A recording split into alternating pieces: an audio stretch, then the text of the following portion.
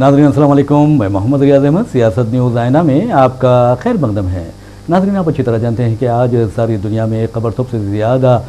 फैली हुई है और वो खबर ये है कि इसराइल ने दरिंदगी का सिलसिला जारी रखा है फ़लस्तीनियों पर। आप ये भी अच्छी तरह जानते हैं कि जहाँ तक दियानतदार सहाफ़ती ज़िम्मेदारियों का सवाल है, हमारी ये ज़िम्मेदारी बनती है कि किसी न किसी तरह कमज़ोरों मज़लूमों के लिए आवाज़ उठाएं और बताएं कि किस तरह कमज़ोरों और मज़लूमों को सताया जा रहा है, कमज़ोरों और मज़लूमों को सताया जा रहा है और उनकी ज़िंदगी का ख़ात्मा किया जा रहा है। और ये सिर्फ़ और सिर्फ इसराइल में इस तरह की दरिंदगी का मुज़ाहरा देखा जा सकता है। वैसे में नाज़रीन, जहाँ तक इसराइल का सवाल है, आप देखेंगे कि 7 अक्टूबर को इसराइल और फ़लस्तीनी जंग का आगाज़ हुआ और अब तक इस जंग में 38,000 से ज़ायद फ़लस्तीनियों को इसराइल ने शहीद कर दिया, जबकि 88,000 फ़लस्तीनी इसराइल की बमबारी में, इसराइल के शलबारी में और इसराइल के ज़मीनी हमलों और मिज़ाइल हमलों में ज़ख्मी हुए हैं, जिनमें से बेशुमार माजूर भी हो चुके हैं। ऐसे में आप अंदाज़ा कर सकते हैं कि जो दुनिया की हुकूमतें हैं वो इसराइल को इस दरिंदगी से रोकने में बिल्कुलिया तौर पर नाकाम रही है, जबकि अक़वाम मुत्तहिदा और दीगर आलमी इदारे सिर्फ चीखो पुकार कर रहे हैं और इसराइल को तनक़ीद का निशाना तो बना रहे हैं, लेकिन अमली इक़दामात से गुरेज कर रहे हैं। तो इसका मतलब ये है कि अगर आप अमली इक़दामात से गुरेज करते हैं और सिर्फ इसराइल की मज़म्मत करते हैं तो ये होने वाला नहीं है, क्योंकि आपको फ़लस्तीनियों की नस्ल कुशी और फ़लस्तीनियों के क़त्ल-ए-आम को रोकना है। बहरहाल नाज़रीन, जहाँ तक इसराइल की दरिंदगियों का सवाल है, उसका सिलसिला जारी है। और आपको ये भी बता दूँ कि इसराइली जेलों में जो फ़लस्तीनी कैदी क़ैदोबंद की सोबतें बर्दाश्त कर रहे हैं, उन्हें हर रोज़ दिन रात अज़ियतें दी जा रही हैं। और आपको ये बता दूं कि हम ये यूं ही नहीं कह रहे हैं कि फ़लस्तीनियों को इसराइली जेलों में अज़ियतें दी जा रही हैं, बल्कि अल-शिफा हॉस्पिटल के डायरेक्टर को आपको बता दूं कि गिरफ़्तार किया गया था। 8 माह से वो क़ैद में थे, अब उनकी रिहाई अमल में आई है। और आपको बता दूं कि मोहम्मद अबू सलमिया ये अल-शिफा हॉस्पिटल के डायरेक्टर के ओहदे पर फायज थे जिस वक्त उन्हें गिरफ़्तार किया गया था। तो बहरहाल 8 माह क़ैदोबंद की सोबतें बर्दाश्त करने के बाद उनकी रिहाई अमल में आई और उन्होंने कहा कि फ़लस्तीनी कैदियों को दिन रात अज़ियतें दी जा रही हैं। तो ये इसका मतलब ये है कि इसराइल इंसानी जो हुकूक़ हैं उसे मुसलसल पामाल कर रहा है। एक तरफ तो मैदान जंग में और ख़ास तौर पर गज़ा को उसने तो मैदान जंग बना दिया है, यहाँ तक कि मैं ये कहता हूँ कि गज़ा को उसने कब्रिस्तान में तब्दील कर दिया है। 70 या 80% गज़ा ज़मींदोज़ हो चुका है। और आपको ये भी बताना ज़रूरी है कि जिस तरह 38,000 फ़लस्तीनियों की शहादत की खबरें हम आपको सुना रहे हैं, कई ऐसे हज़ार यानी 8 से लेकर 12,000 फ़लस्तीनी ऐसे हैं जिनकी लाशें हनूज़ मलबे तले दबी हुई हैं। तो इसका मतलब ये हुआ कि 50,000 के करीब फ़लस्तीनी शहीद हुए हैं, लेकिन दुनिया खामोश है और मुजरिमाना गफलत इख्तियार किए हुए हैं। तो बहरहाल हम आपको बता रहे थे कि मोहम्मद अबू सलमिया ने इंकशाफ किया कि फ़लस्तीनी जेलों में, इसराइली जेलों में फ़लस्तीनियों को हिरासा किया जा रहा है, परेशान किया जा रहा है, दिन रात उन्हें मुख्तलिफ़ किस्म की अज़ियतें दी जा रही है। इसी दौरान एक खबर ये आई है कि लेबनान से मुत्तसिल जो गोलान पहाड़ी है वहाँ पर ड्रोन हमला किया गया, जिसके जद में आने से कम 18 इसराइली सिपाही ज़ख्मी हो गए। तो बहरहाल मजलूमों के लिए ये खबर मैं समझता हूँ कि खुशखबरी होती है, क्योंकि इसराइली फ़ौजी जिस अंदाज में फ़लस्तीनों का क़त्ल-ए-आम कर रहे हैं, उनकी नस्ल कुशी कर रहे हैं, जब भी ऐसी खबर आती है कि कोई इसराइली मारा गया है या इसराइली फ़ौजी ज़ख्मी हुआ है, तो ऐसा लगता है कि इन फ़लस्तीनियों के लिए राहत का सामान होता है। उसके बावजूद आप देखेंगे कि दुनिया जिस अंदाज में मज़म्मत करती है, मज़म्मत के मामले में तो दुनिया मसावियाना सलूक कर रही है, लेकिन क्या इस दुनिया का ये रवैया इंसाफ पर मबनी है, ये सोचने वाली बात है। वैसे भी नाज़रीन, आपको ये बता दूं कि इसराइल की इंसानियत दुश्मनी की एक और मिसाल ये है कि इसराइल गज़ा में धमाको मादे या सुरंगों की तलाश के लिए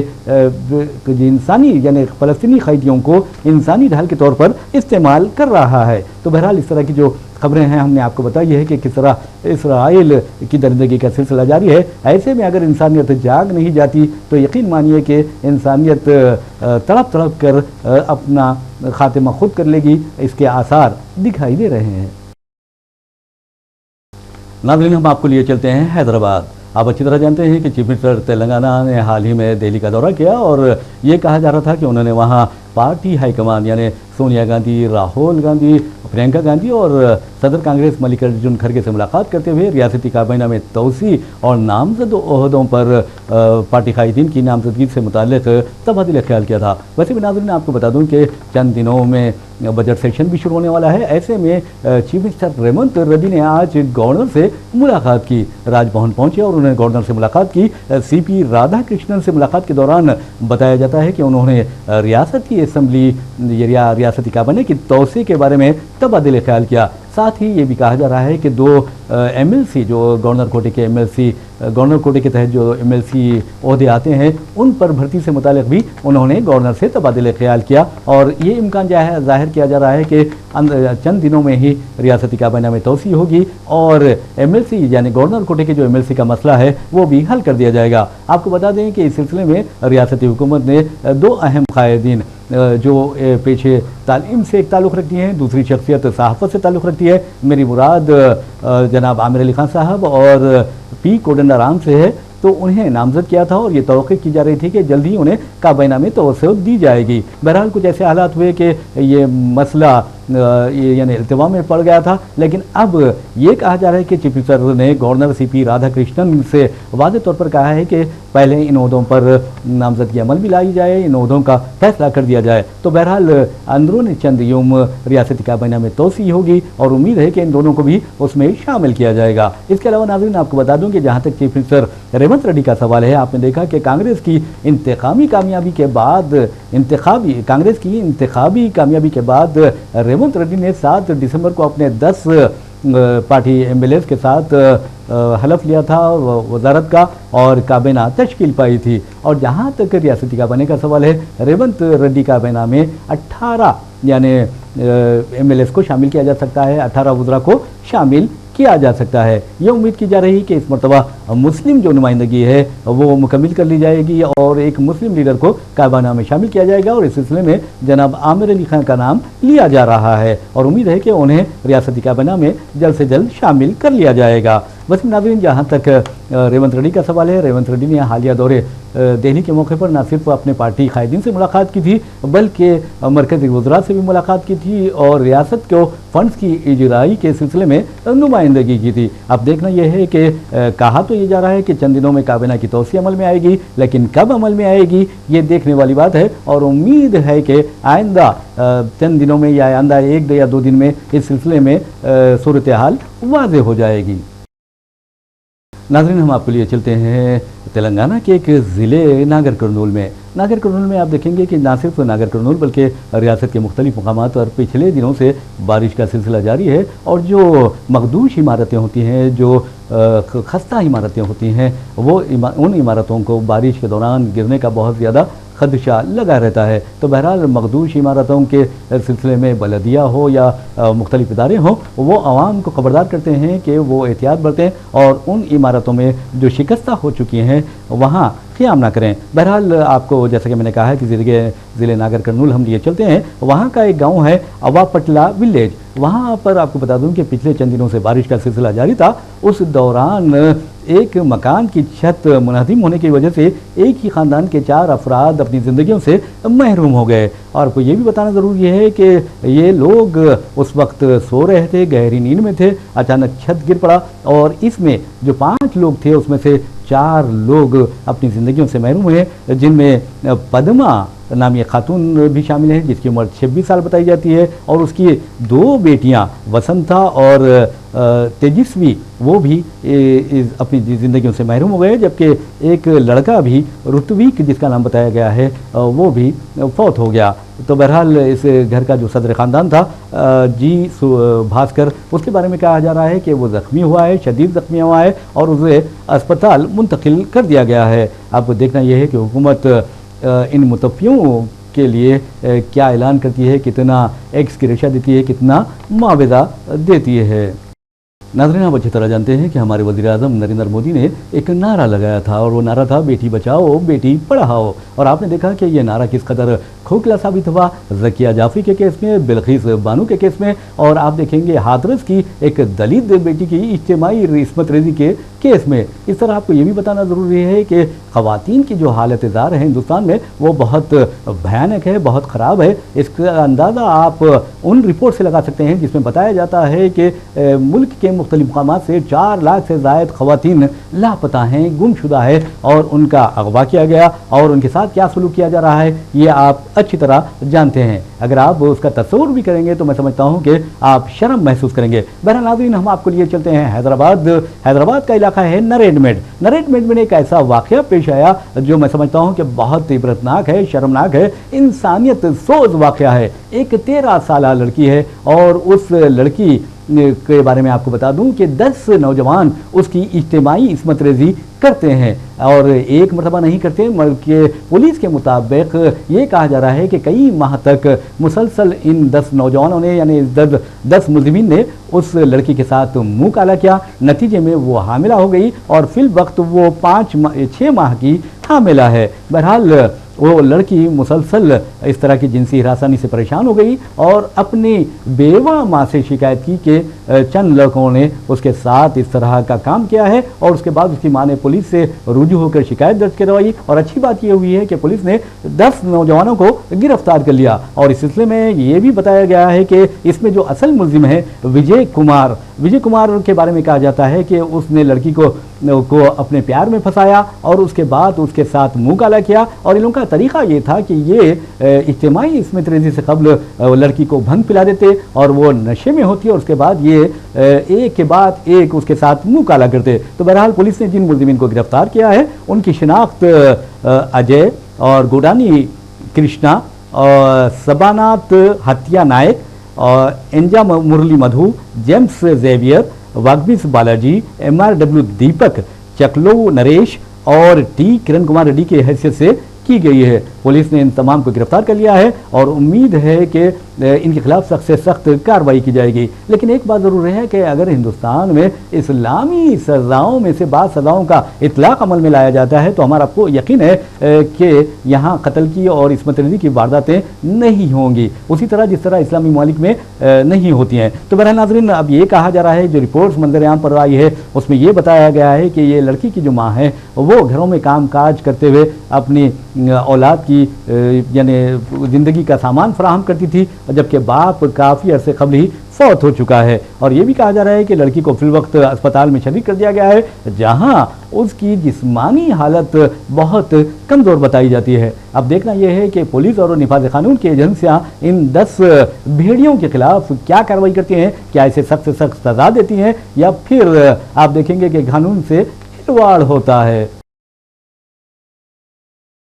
नाज़रीन, आप अच्छी तरह जानते हैं कि हमारे मुल्क में NTA यानी नेशनल टेस्टिंग एजेंसी अब भरोसे के काबिल नहीं रही है। ये मैं नहीं कह रहा हूँ बल्कि तमाम अपोजिशन कायदीन यही कहते हैं कि ये एजेंसी नाअहल ओहदेदारों के तहत काम कर रही है, जिसका सबूत ये है कि नीट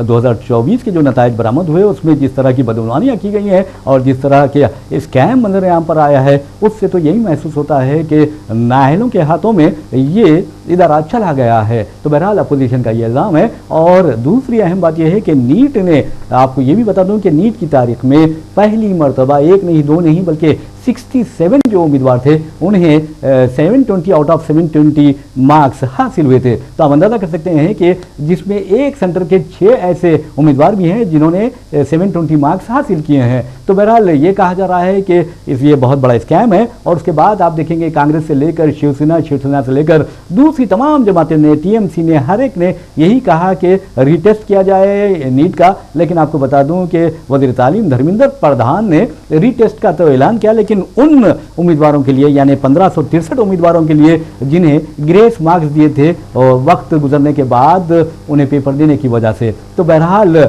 जिन उम्मीदवारों को ग्रेस मार्क्स दिए गए थे उनके रीटेस्ट करवाए गए। इन उम्मीदवारों की तादाद 1563 थी, लेकिन आपको बता दूं कि सिर्फ 813 उम्मीदवारों ने ये इम्तिहान यानी दोबारा लिखा था और उसका रिजल्ट आज जारी कर दिया गया है। यहाँ तक कि रिवाइज रैंक लिस्ट भी जारी कर दी गई है। लेकिन अब अपोजिशन का कहना है और उम्मीदवारों का कहना है कि इस तरह की जो इक़दाम किए गए हैं ये नाकाफ़ी हैं, बल्कि रीटेस्ट होना चाहिए। ताहम हुकूमत ने कह दिया है कि हम चंद हज़ार तलबा के लिए लाखों तलबा के मुस्तकबिल से खिलवाड़ नहीं कर सकते। वैसे भी नाज़रीन आप देखेंगे कि 2014 से आज तक अपोजिशन के मुताबिक तलबा से लेकर तमाम हिंदुस्तानी शहरियों का से खिलवाड़ किया जा रहा है, उनके इंसानी हुकूक दबाए जा रहे हैं और उन्हें डराया जा रहा है, धमकाया जा रहा है। यहाँ तक कि आप देखेंगे कि इस मामले में सियासतदान हैं, समाजी जहदकार हैं, हुकूक इंसानी के जहदकार हैं, यहाँ तक कि सहाफ़ी, अदीब भी हैं, शोरा भी हैं। और आप अंदाज़ा कर सकते हैं कि किस तरह उन्हें डराया जा रहा है। इसी वजह से मोदी हुकूमत फिल वक्त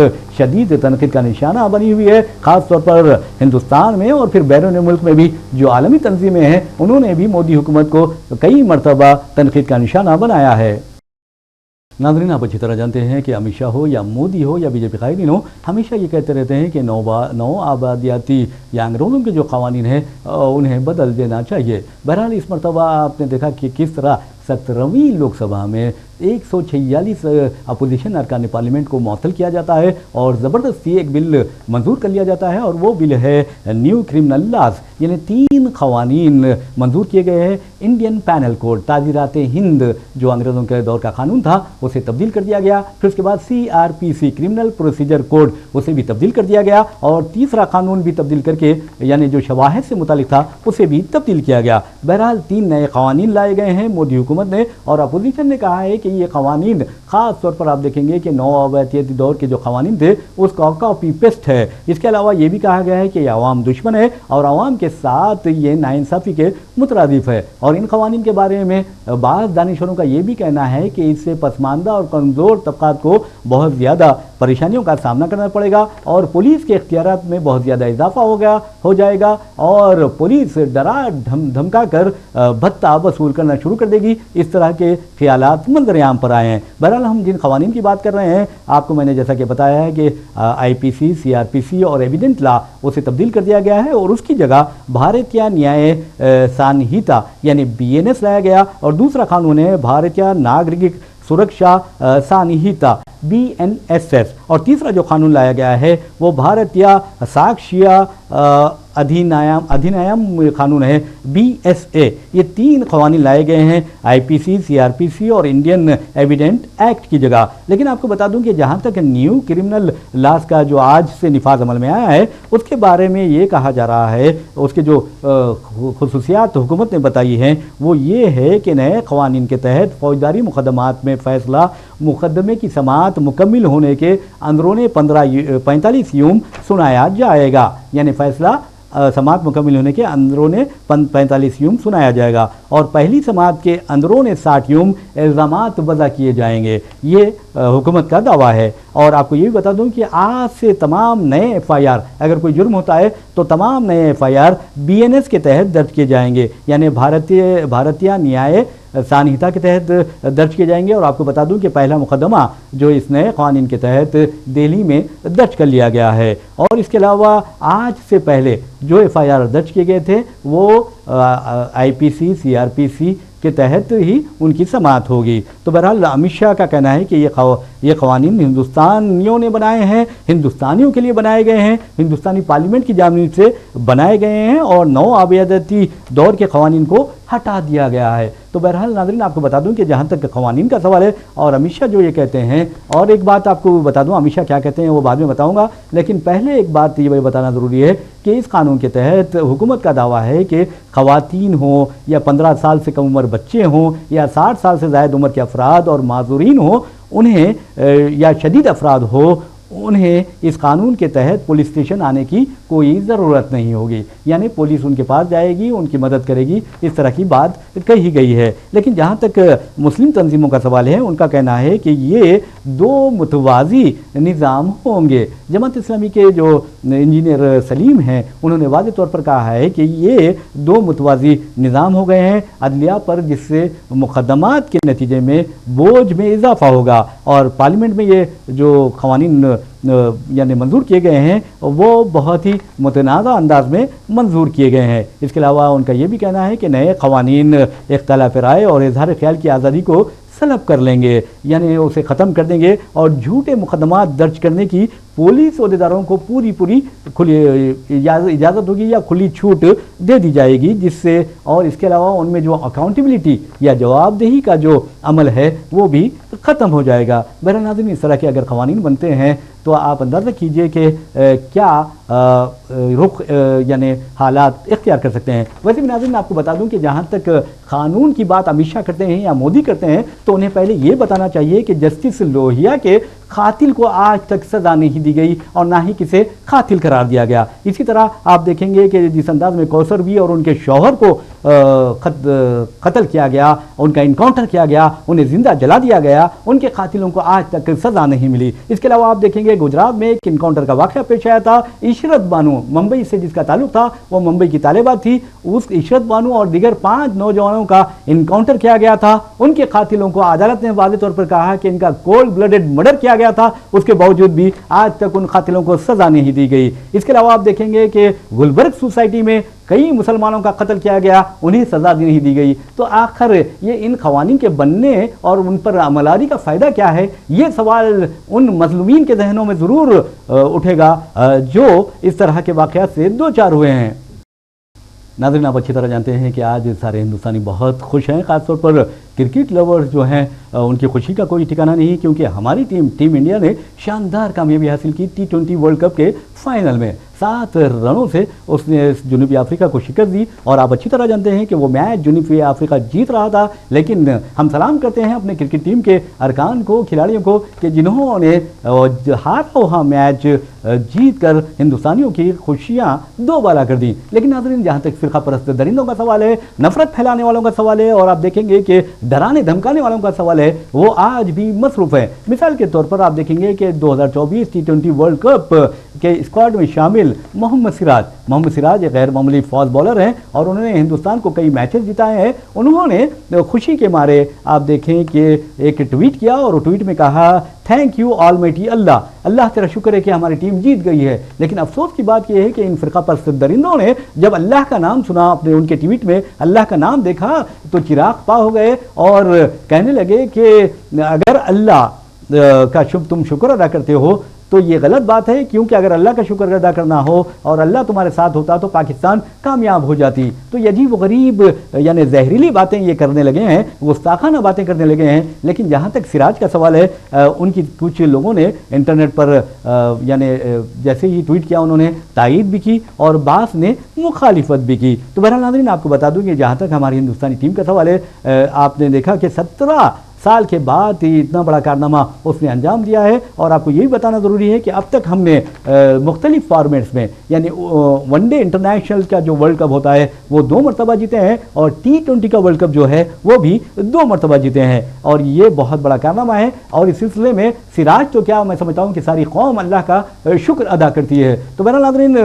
अगर सिराज थैंक यू ऑलमाइटी अल्लाह कहते हैं तो इन दरिंदों को बुरा लगता है, बहुत अफसोस की बात है। अगर आपको बुरा लगता है तो आप खामोशी इख्तियार कीजिए और आप सिराज पर तनकीद कर रहे हैं और सिराज को तनकीद का निशाना बना रहे हैं। और जबकि सिराज और विराट कोहली का एक डांस एक बहुत ज़्यादा वायरल हो गया है, हिंदुस्तान की कामयाबी की खुशी में वो जिस तरह की मसरत का इजहार कर रहे थे, मैं समझता हूँ कि एक मुहिब वतन हिंदुस्तानी ही ये काम करता है। बहरहाल हम बात कर रहे थे टीम इंडिया की शानदार कामयाबियों की, तो आपको बता दूं कि 1983 में कपिल देव की क़यादत में हिंदुस्तान ने पहला वर्ल्ड कप जीता था और सारी दुनिया में हिंदुस्तान का नाम रोशन कर दिया था। और दूसरा वर्ल्ड कप आपको बता दूं कि T20 धोनी की क़यादत में 2007 में जीता था और उसके बाद से ऐसा लगता है कि हम क्रिकेट की दुनिया में एक सुपर पावर बन गए हैं। उसके बाद ODI यानी वनडे इंटरनेशनल वर्ल्ड कप 2011 खेला गया, उसमें भी हिंदुस्तान ने वर्ल्ड कप जीता था और उसके बाद तो हम ऐसा लगता है कि कामयाबी की बुलंदियों पर पहुंच गए थे। और अब रोहित शर्मा की क़यादत में T20 वर्ल्ड कप 2024 जीत कर हिंदुस्तानी टीम ने शानदार कारनामा अंजाम दिया। और इस कारनामे के लिए अगर सिराज थैंक यू ऑलमाइटी अल्लाह कहते हैं तो उसमें मैं समझता हूं कि फ़ख्र की बात है, शुक्र की बात है। बहरहाल कई ऐसे लोगों ने ट्रोलिंग की उनकी और ख़ास तौर पर एक ट्विटर सारिफ ने लिखा कि टीम इंडिया की कामयाबी है اللہ کی نہیں۔ تو آپ اندازہ کیجئے کس طرح کی وہ گستاخی کر رہا ہے، اور وہ یہ بھی کہتا ہے کہ یہ کامیابی کیپٹن روہت شرما کی ہے، یہ ٹیم کے 11 کھلاڑیوں کی کامیابی ہے، یہ 1.1 بلین قوم پرست ہندوستانیوں کی کامیابی ہے۔ اس بے شرم کو یہ نہیں معلوم کہ ہندوستان کی آبادی 1.40 کروڑ ہے، اور وہ کہتا ہے کہ 1.1 قوم پرست، تو دوسرے کیا قوم پرست نہیں ہے؟ میں سمجھتا ہوں کہ اس طرح کے لوگ ہی ہندوستان کی تہذیب، ہندوستان کے تمدن، ہندوستان کے اتحاد اور ہندوستان کی گنگا نمنی تہذیب کو نقصان پہنچا رہے ہیں، یہاں کی جمہوریت کو، یہاں کے سیکولرزم کو نقصان پہنچا رہے ہیں، اور یہ نقصان پہنچاتے ہوئے ملک سے غداری کر رہے ہیں۔ ویسے بھی ناظرین، ایک اور صارف نے لکھا کہ اگر اللہ نے یہ کیا ہے تو پھر پاکستان کو ورلڈ کپ جیتنا ہوتا۔ تو ناظرین، آپ کو بتا دوں کہ اس طرح کے جو بکواس کرتے ہیں ہمارے ملک میں، اس طرح کے بکواس کرنے والوں کی کوئی کمی نہیں ہے، اور آپ کو بتا دیں گے کہ کون کون ہیں جو بکواس کرتے ہیں۔ ناظرین، ہم آپ کو لیے چلتے ہیں گجرات، لیکن آپ کو وہاں جانے سے پہلے یہ بتاتے ہیں کہ کس طرح محمد سراج کو ٹرول کیا جا رہا ہے، یعنی انہوں نے کہا کہ تھینک یو آلمیٹی اللہ، تو اس کے بعد آپ نے دیکھا کہ کس طرح نیٹیزنس جو ہیں، یعنی گندہ خیالات رکھنے والے یا فرقہ پرست، وہ سراج کو ٹرول کر رہے ہیں۔ لیکن ایسا لگتا ہے کہ ملک میں مسلمانوں کا بہترین کرکٹ کھیلنا یا بیسٹ پرفارمنس بھی بہت برا لگ رہا ہے فرقہ پرستوں کو۔ جیسا کہ میں نے کہا ہے کہ گجرات کی بات، تو گجرات کے ضلع آنند میں ایک شرمناک واقعہ پیش آیا۔ میں سمجھتا ہوں کہ یہ ایک نیشنل شیم ہے، قوم کے لیے شرمناک خبر ہے۔ وہاں پر ایک میچز چل رہے تھے وہاں پر، اور اس میچ میں آپ کو بتا دوں کہ 5000 شائقین وہاں جمع ہو گئے تھے، اور 5000 میں کہا جاتا ہے کہ مشکل سے 500 مسلمان بھی تھے۔ تو بہرحال مسلم کھلاڑی جس انداز میں وہاں پر پرفارمنس دے رہے تھے، زبردست کھیل رہے تھے، اس کے بعد گراؤنڈ پر جے شری رام کے نعروں کا سلسلہ شروع ہو گیا، اور پھر آپ کو بتا دوں کہ مختلف بہانوں سے ایک نوجوان سے چھیڑ چھاڑ کی گئی، اور پھر آپ کو بتا دوں کہ ایک شخص جو حالت نشہ میں تھا، پارکنگ کے مسئلے پر ایک 23 سالہ نوجوان سلمان ووہرا سے جھگڑا کرنے لگا، اور پھر آخر اس کے گردے میں چاقو مار کر اس کا قتل کر دیا۔ تو آپ اندازہ کر سکتے ہیں کہ فرقہ پرست درندے کھیل کو بھی نہیں بخش رہے ہیں۔ یہ گجرات میں واقعہ پیش آیا، اور آپ کو یہ بھی بتاتا ہوں کہ گجرات میں 4 جون جب سے انتخابی نتائج کا اعلان ہوا ہے، کئی مسلم نوجوانوں کو موب لنچنگ کے ذریعے شہید کر دیا گیا ہے۔ پولیس نے اس سلسلے میں 9 افراد کو گرفتار کیا ہے، لیکن حقیقی جو قاتل ہیں ان کے بارے میں کہا جا رہا ہے کہ وہ فرار ہیں، اور پولیس نے ان کا نام ملزمین کی فہرست میں بھی شامل نہیں کیا ہے۔ ویسے بھی ناظرین، یہ واقعہ جو ہے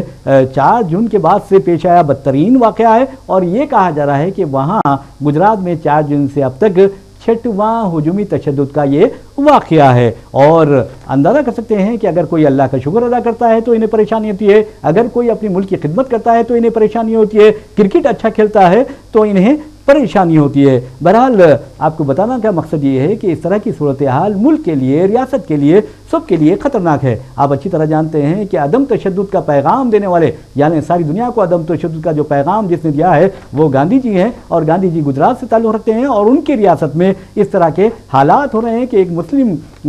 ٹیم اگر اچھا کھیلتی ہے تو دوسرے مسلم نوجوان کو قتل کر دیا جاتا ہے۔ اور یہ بھی کہا جا رہا ہے کہ ہجوم نے اس نوجوان کو جب قتل کرنا شروع کیا، اس کے کان کاٹ لیے، تقریباً کان کٹ چکا تھا، اور اس کے بعد اس کے کمر پر چاقو مارے گئے، اس کے گردن پر چاقو مارے گئے، اور ایک چاقو اس کے گردے میں دھس گئی۔ تو آپ اندازہ کر سکتے ہیں اس وقت اس مظلوم کی مدد کرنے کے بجائے جو اطراف و اکناف ہجوم تھا، وہ خوشی سے چلا رہا تھا، چیخ رہا تھا، نعرے لگا رہا تھا۔ تو آپ اندازہ کر سکتے ہیں کہ کس طرح گجرات میں انسانیت برہنہ ہوتی جا رہی ہے، کس طرح گجرات میں انسانیت شرمسار ہو رہی ہے، اور ہمارے وزیر اعظم نریندر مودی ہے اور امت شاہ ہیں کہ بہت بڑی بڑی باتیں کرتے ہیں، جم کہ ان کی ریاست کے جو حالات ہیں وہ انتہائی دگرگوں ہیں، اور اس طرح کے حالات میں سمجھتا ہوں کہ وہاں کے اس کے حالات کے لیے وہاں کے چیف منسٹر، وہاں کی پولیس، وہاں کا انتظامیہ تمام کے تمام ذمہ دار ہے۔ ویسے ناظرین، آپ کو بتا دوں کہ اس واقعے میں 2 نوجوان شدید زخمی ہوئے، جس میں سے ایک نوجوان کو 17 ٹانکے لگائے گئے اور دوسرے کو 7 ٹانکے لگائے گئے۔ اور یہ بھی کہا جا رہا ہے کہ اس سلسلے میں اسد الدین اویسی نے ٹویٹ کیا اور اس واقعے کی مذمت کی، اور کہا کہ شتریہ کمیونٹی جو ہے اس کے وہ ایک ملزم شکتی سنگھ کو بچانے کی پوری کوشش کر رہی ہے، جو بی جے پی کا ایک رکن اسمبلی کا رشتہ دار ہے۔ اور اس کے علاوہ انہوں نے یہ بھی کہا ہے کہ ہم نے سلمان کے والد حنیف بھائی سے बात की, उन्हें पुरसा दिया है। वैसे नाज़रीन आपको बता दूं कि ये तो हजूमी तशद्दुद का वाक़या गुजरात में पेश आया है, लेकिन आपको ये बताना ज़रूरी है कि उत्तर प्रदेश में मॉब लिंचिंग का एक वाक़या पेश आया था और उस वाक़े में एक मुस्लिम नौजवान को चोरी के शुबे में कत्ल कर दिया गया था। लेकिन आपको बता दूं कि उस नौजवान को जो हजूमी तशद्दुद का शिकार हुआ, उसके मुलजिमीन को गिरफ्तार करने के बजाय, उसके मुलजिमीन के खिलाफ मुकदमा दर्ज करने के बजाय पुलिस ने 35 साल औरंगजेब उर्फ फरीद जो शहीद हो चुके हैं उनके भाइयों के खिलाफ ना सिर्फ डकैती का मुकदमा दर्ज किया है, बल्कि एक औरत के साथ मारपीट का भी मुकदमा दर्ज किया है और उसकी इज्जत को मजरूह करने का मुकदमा भी दर्ज किया है। तो आप अंदाज़ा कर सकते हैं कि पुलिस कातिलों को गिरफ्तार करने की बजाय शोहदा और मजलूमीन को गिरफ्तार कर रही है, उनके खिलाफ मुकदमा दर्ज कर रही है, तो इंसाफ कहाँ का होगा। और यकीन मानिए इस तरह के नए क़वानीन आएंगे, लेकिन क्या मुसलमानों को इंसाफ मिलेगा, ये बहुत बड़ा सवाल है और ये इस सवाल का जवाब हुकूमत को देना होगा। बहरहाल नाज़रीन, इसी के साथ हम अपना प्रोग्राम इख्तिताम को पहुँचाते हैं। मुझे मोहम्मद रियाज अहमद को इजाज़त दीजिए, इंशाल्लाह फिर मुलाकात होगी, फिर बात होगी। तब तक के लिए अल्लाह हाफ़िज़।